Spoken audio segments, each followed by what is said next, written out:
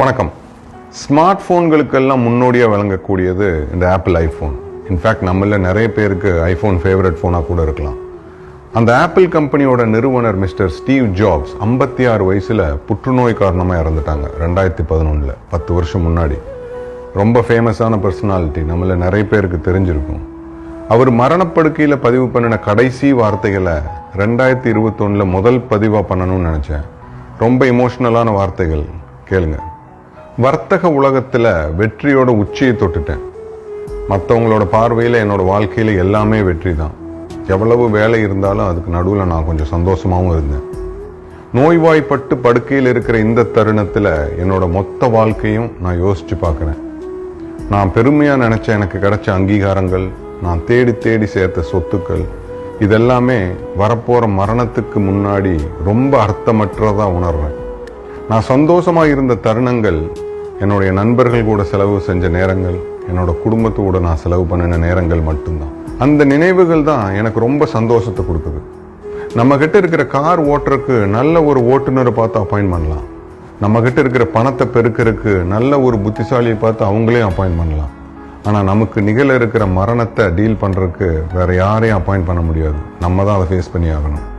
வாழ்க்கையில் எது தொலைஞ்சாலும் திருப்பி கிடைச்சிரும், இல்லாட்டி நம்ம வாங்கிடலாம். ஆனால் நம்மளுடைய நல்ல நேரங்கள் போச்சுன்னா கிடைக்கவே கிடைக்காது. ஆப்ரேஷன் தியேட்டருக்குள்ளே நம்மளை கொண்டு போகும்போது தான் நமக்கு புரியும் ஆரோக்கியமான வாழ்வுங்கிற புஸ்தகத்தை நாம் இன்னும் முழுசாக படிக்கலை அப்படின்னு. வாழ்க்கையில் நம்ம எந்த கட்டத்தில் இருந்தாலும் சரி, ஆரோக்கியத்தை பற்றி உணரக்கூடிய நேரம் வரும். குடும்பத்தை பொக்கிஷம் மாதிரி பார்த்துக்கணும். மனைவியை அதுக்கும் மேலே நல்லபடியாக நடத்தணும். நம்ம நண்பர்களை, நம்ம கூட பழகிற உறவுகள் கூட மனசார பழகணும். எல்லாத்துக்கும் மேலே நம்ம உடம்ப நல்லபடியாக கவனிச்சுக்கணும். வயசாகும் போது இதெல்லாம் எவ்வளவு முக்கியம் அப்படின்னு புரிய வரும். எவ்வளவு தான் பொருள் சேர்த்தினாலும் அடிமனசிலிருந்து அது சந்தோஷத்தை கொடுக்காது. நாம் குடும்பத்தோட செலவு செஞ்ச நேரங்கள், நாம் நண்பர்களோடு இருந்த தருணங்கள், இதனோட நினைவுகள் தான் மனசார சந்தோஷத்தை கொடுக்கும்.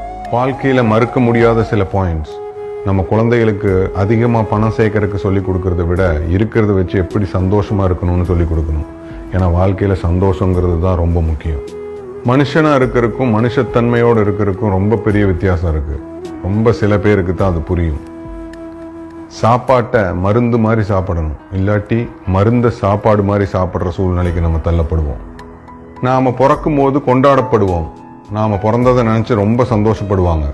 அதே மாதிரி நாம் இறக்கும் போது ரொம்ப வருத்தப்படுவாங்க. நாம் இல்லாததை நினச்சி துக்கப்படுவாங்க.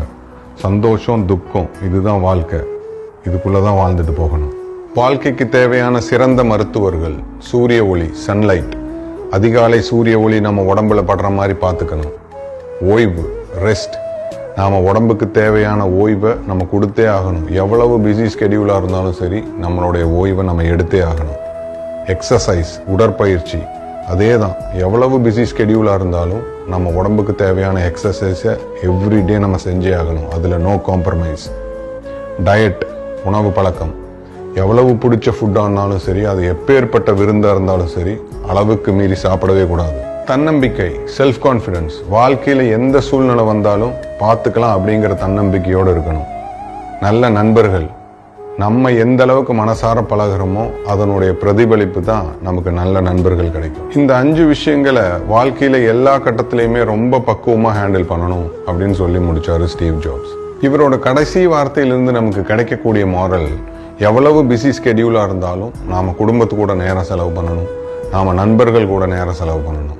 இதையே தான் நம்ம மகாகவி பாரதியாரும் சொல்லியிருக்காங்க. கடமை நினைவு துளைத்திங்கு கலியுட்டென்றும் வாழ்குவமே. My name is Niyas Basheer.